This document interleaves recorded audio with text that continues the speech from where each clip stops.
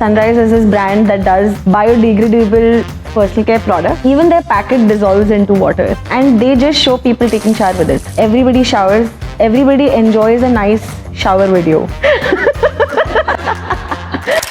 Hey guys, this is Kajol. This is Rashi.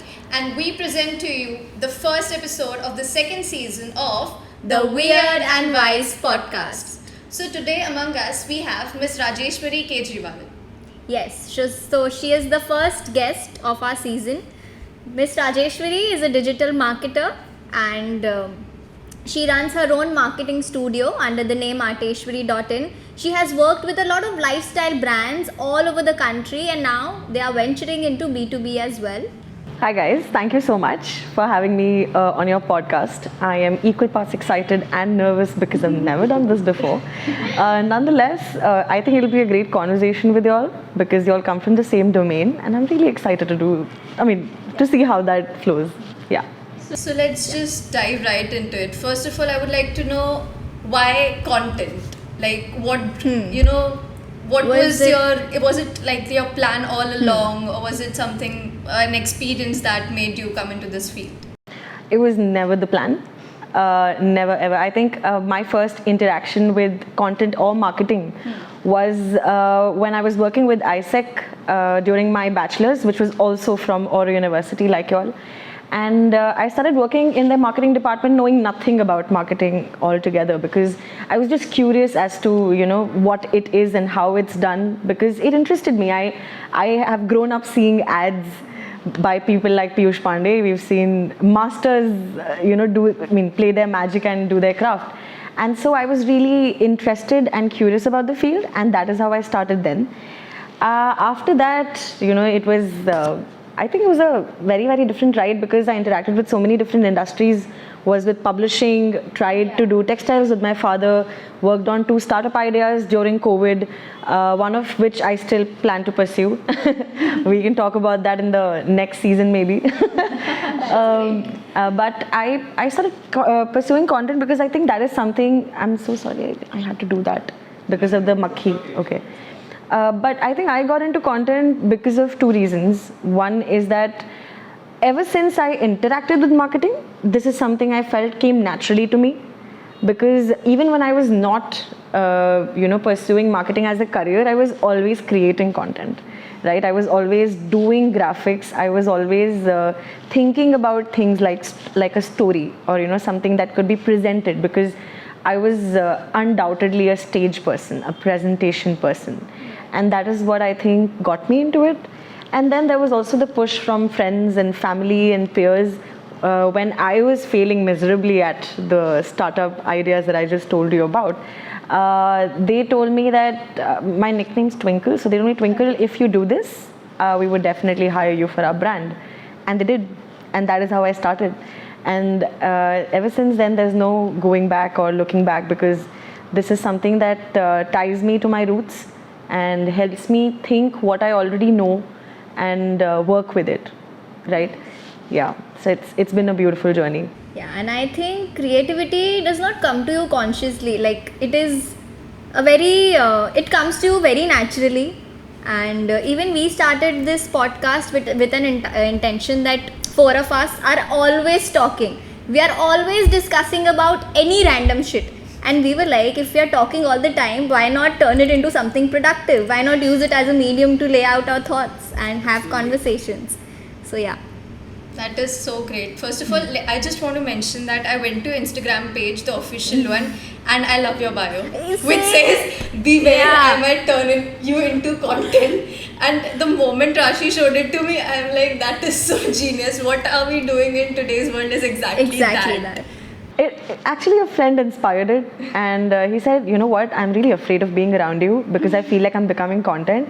Like, that's exactly what is happening with everyone in my life. Like, I need to put it out there. Like, sometimes negative marketing works, right? Yeah, totally. So, yeah, that's a part of it, I think. It's great. Loved it. Thank you. Yeah. Even your brand name. It's like... She's so fond of it. At times, whenever we are talking, she'll not say Rajeshwari, she'll be like Ateshwari. And they are like, why are you doing this to her name? I'm like, it's a brand name, guys. So it's very catchy. Yeah. You remember it. That's why I plan to cash in on it, because my friends address me as Arteshwari. Oh. Yeah, and I mean not just friends, but people who know me on Instagram, or if we bump into each other at an event or any place else, right? So they're like, hey, Arteshwari. I'm like, okay, this is really cashing on. I need to do something with it, And I was starting this entire content business, and I was like, this is it. Maybe it's not directly related to marketing concept per se, but it is doing the magic, and I'm glad that it is. I think you should have your friends meet these people as well. They are very inspiring, and even I'll get some push and some motivation. Surat is a small city. We don't have to bump into each other. We can plan something and go out. So you started as a freelancer. So can you just take us through that journey? How was it? Yes. When I was working with publishing, this is during COVID, right before COVID and during COVID, I started to realize that I am sort of inclining towards taking up a side hustle in marketing and content, because I wanted to do something with all the time that I had on my hands. And so I was freelancing for my family members, for my peers. I was also signed up on platforms like Fiverr and Upwork, where I got small little work, but it gave me a little insight on what people are looking for, because I was just doing it to use up my time well, right? And so that is how the freelancing journey started. So I think for the initial 8 months, 9 months, I was doing from content ideation to content creation to packaging the content, putting it out there, and managing the platform for the client, right? And I had a lot of creative liberty. Yeah.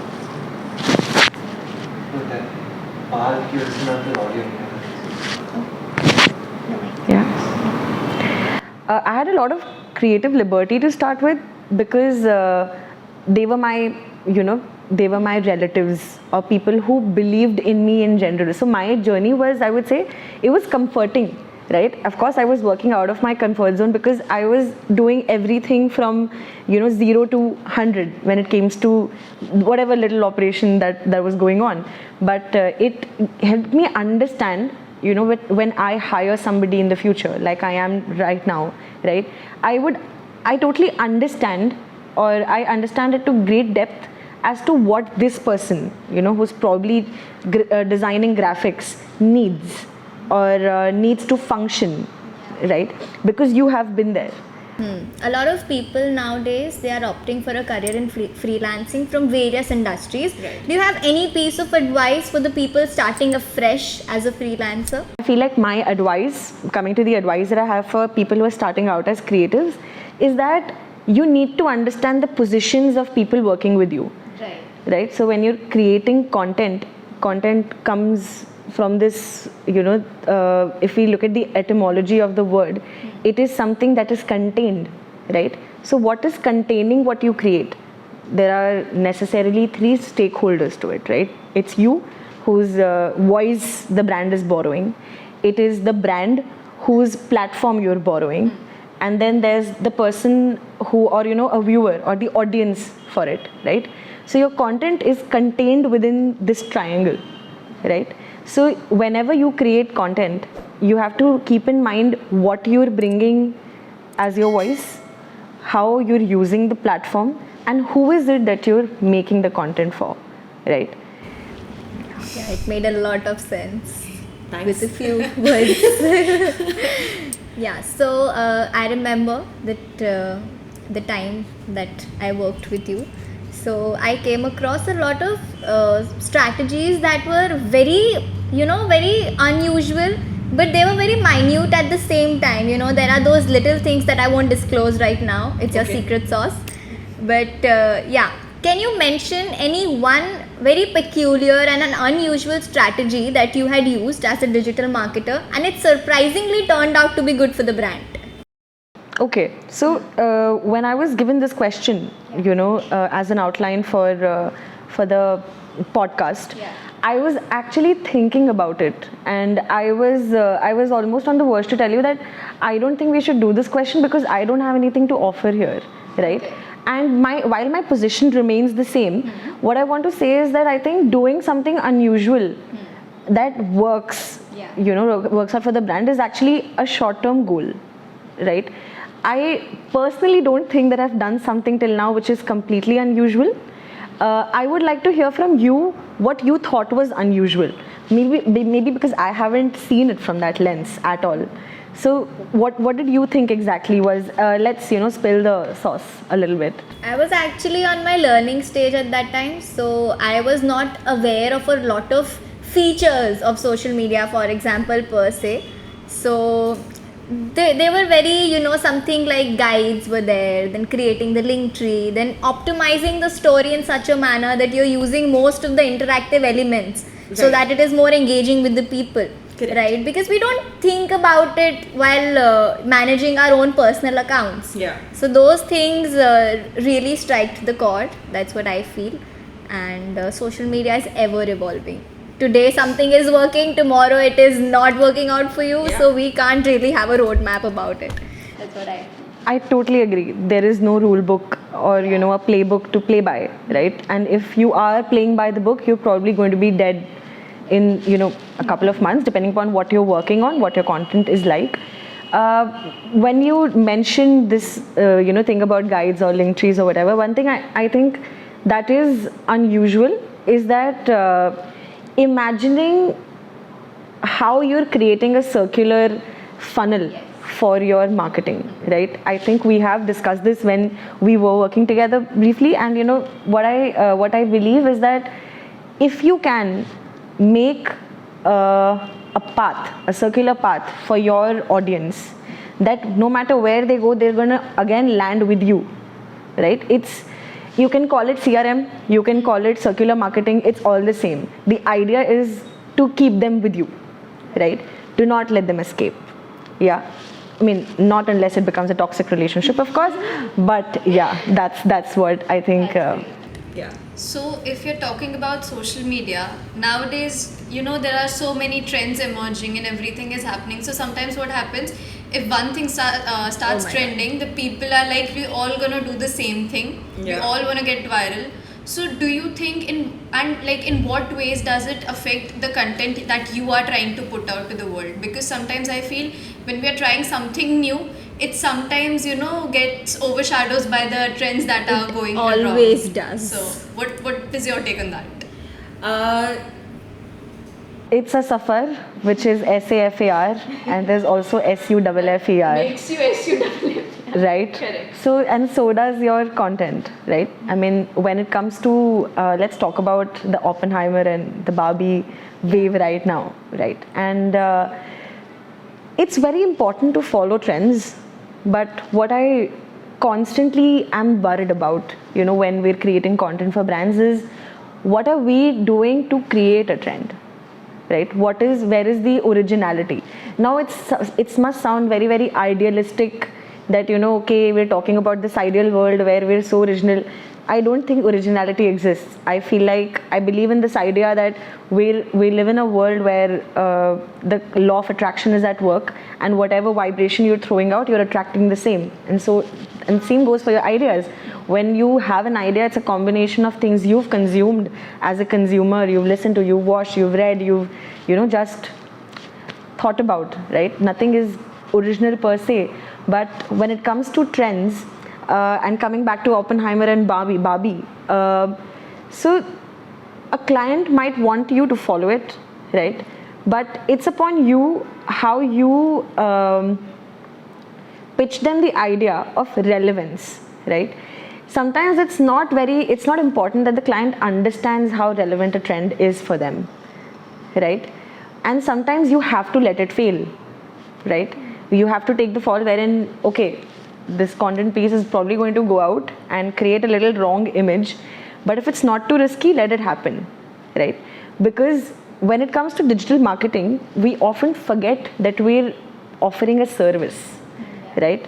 Apart from the entire creative world that we create for them and create for ourselves, there is also a service that you're providing to your client. So listening to them, applying whatever you listen to whatever you're making for them is extremely important, right?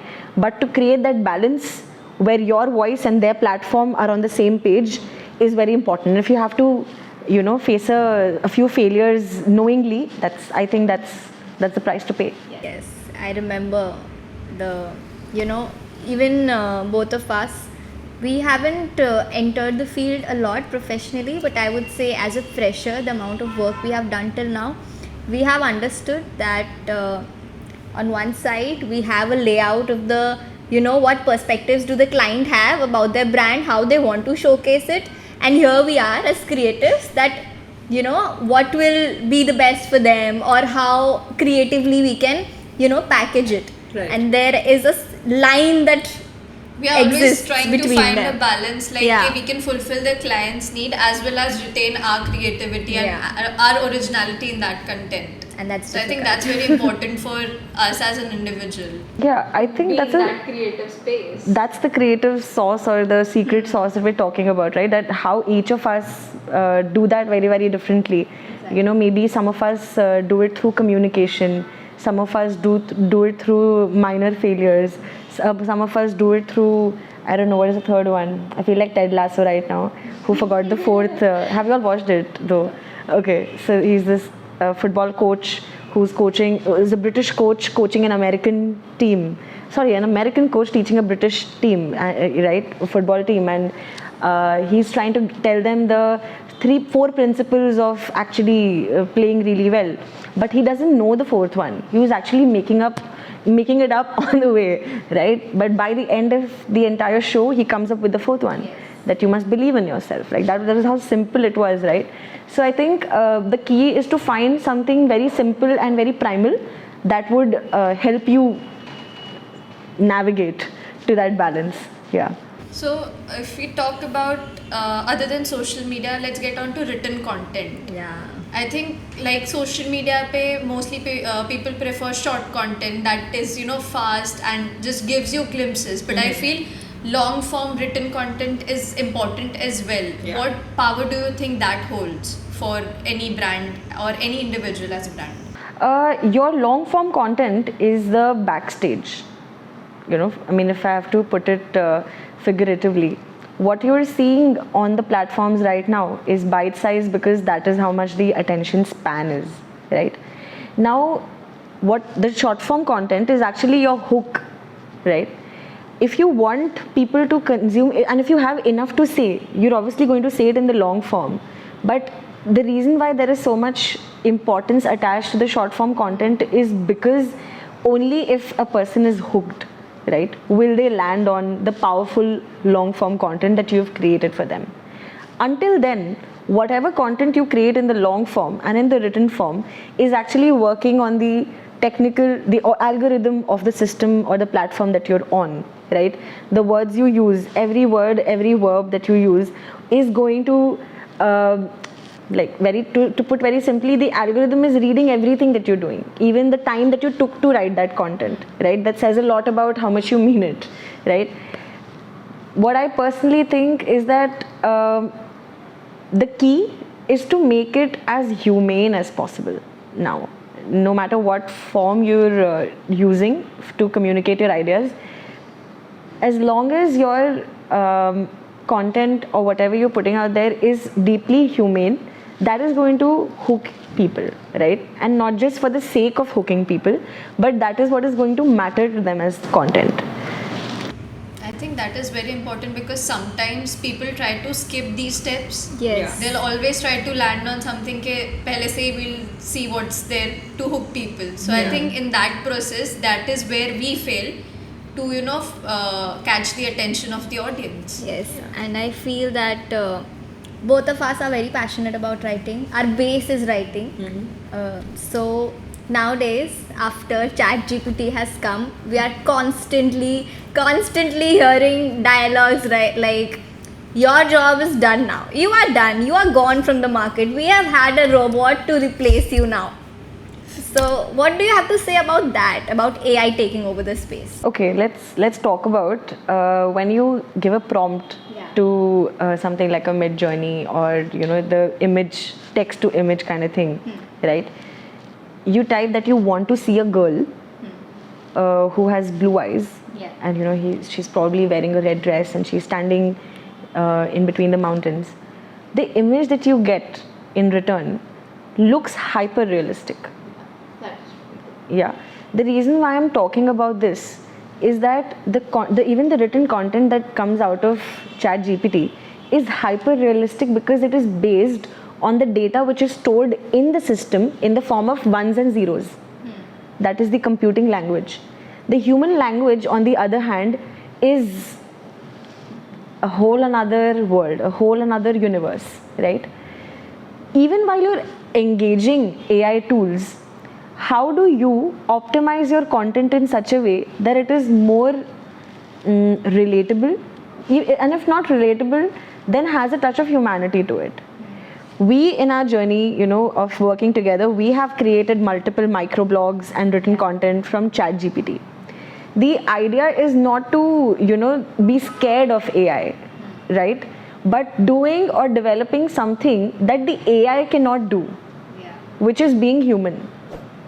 Only when in the book by Dan Brown, Origins, he says that everything returns to its original form, its origin, right? So I think this is the time where we think about our roots. We think about what makes us human. Get everything that you need from ChatGPT. Get everything from any AI tool that is out there. But whatever you get, you turn it into something that is like you and I. Yeah. Right? That is the key. That was very beautifully put. Yes. And I feel that there is a misconception that content writing is only about creativity. It is about research plus creativity. And I guess ChatGPT can help us a lot as content writers, especially for the research part. And there we can add what we have learned in the journey and make it a piece which is suitable for the brand or for any purpose. Yeah. That's why it's called prompt engineering, right? Whatever you're telling the AI to do now is a prompt, and it can be engineered. Now it sounds so machine-like, but it's just knowing what to, ask of it. And that is very, very human. When you know what you really want, you'll get what you really want. I mean, that's so. That sums up. Yeah. Yeah. Life philosophy. Yeah. Like it applies to everything or any tool that you're using, even if it's your own mind. That's great. We are like in awe right now because we are getting to learn so much from you at this moment. Even though we are working or whatever is happening, there is always something new we can get. Absolutely. So now next what I want to ask is whenever we are making any form of as content writers, at times what happens with us is we are writing for a brand, we are writing continuously, our creative energy gets drained to the point that we are sick of doing that.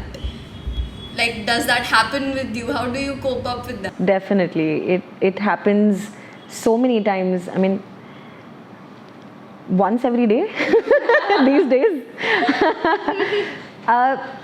Taking a break definitely helps.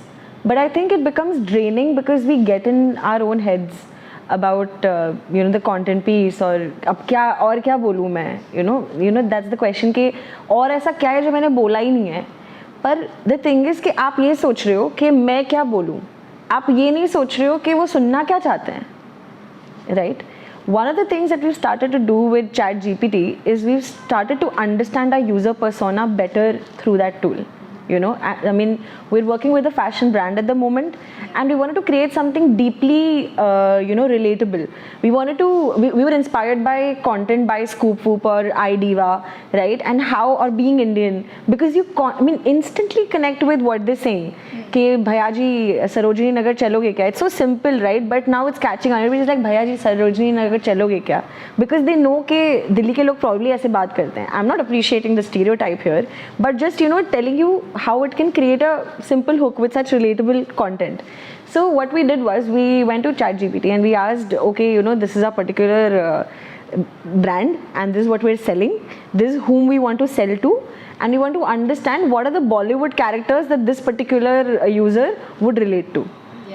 It generated a list of 50 characters, like, you know, Leila from ZNMD and Shefali Shah from Dil Dhadakne Do, right? Now, we just converted all of their dialogues, or, you know, we started to imagine their dialogues as things or causes that our users really care about. Body positivity, having an opinion, the gender bias, right? These are things that all of us care about now because we're more aware about how language is used and how it's not been very fair to you know, whoever is in question. So through that, we're developing content, relatable content based on Bollywood characters, instantly hitting chord with people. And while I'm telling you this, I've completely forgotten the question. How do you like cope up with the Yeah. drain of creativity? Drain of creativity, because I mean, I think here for me what helps me is to take a break and then reflect upon who the audience is, who the stakeholders are, the three stakeholders that we spoke about, you, the client and the audience.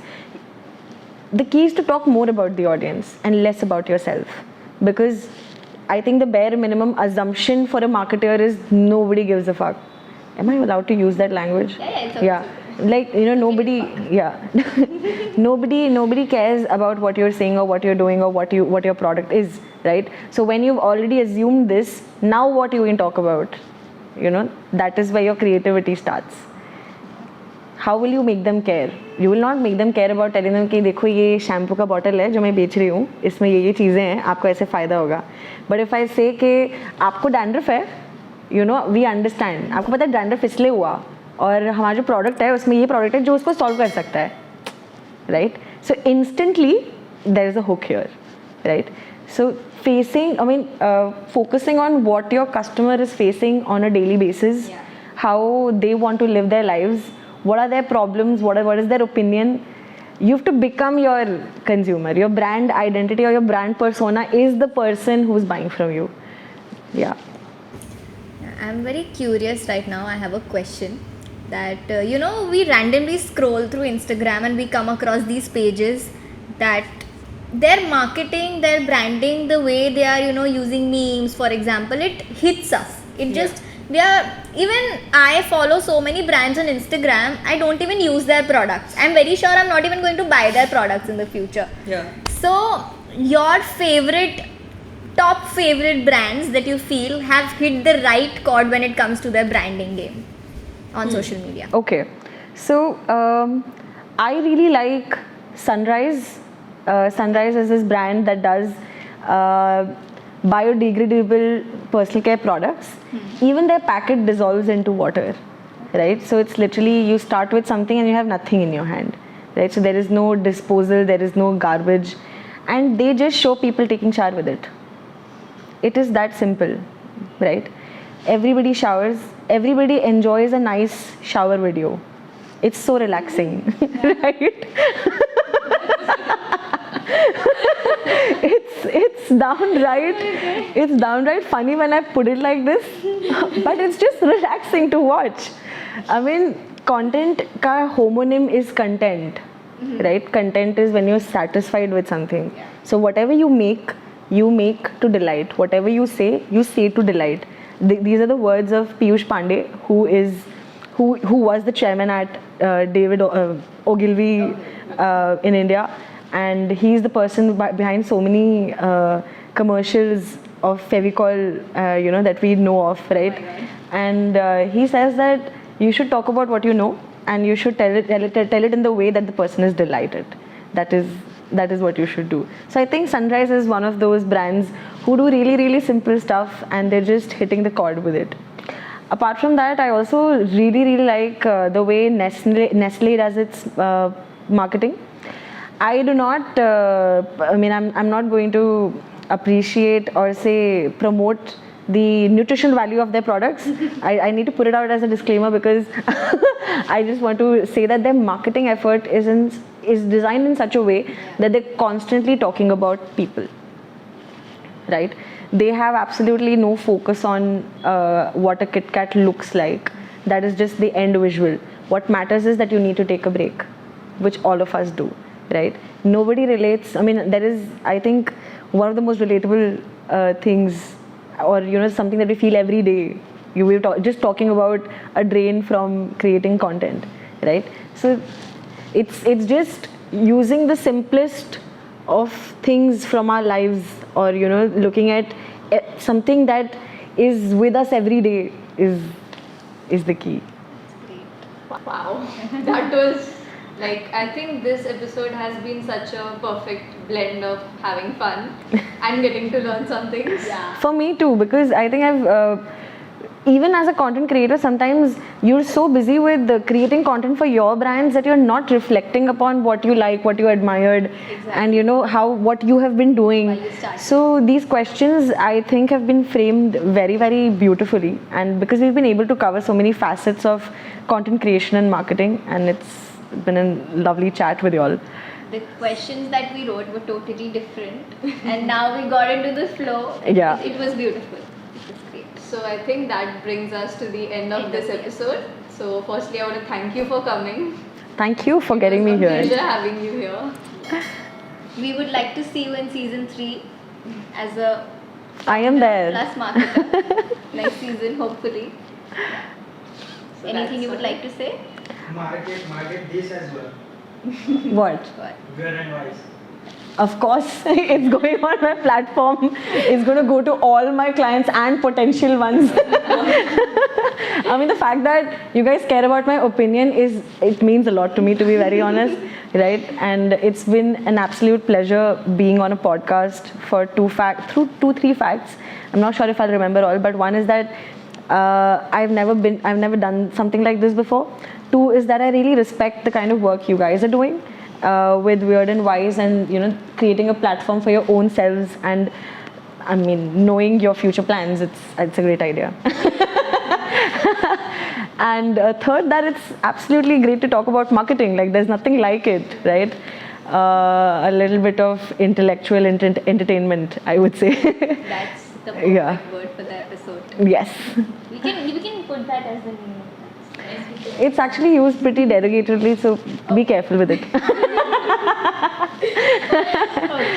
Guys, we'll be back with another such fun and informative episode next week. Till then, stay tuned and keep listening and watching to the Weird and Wise podcast.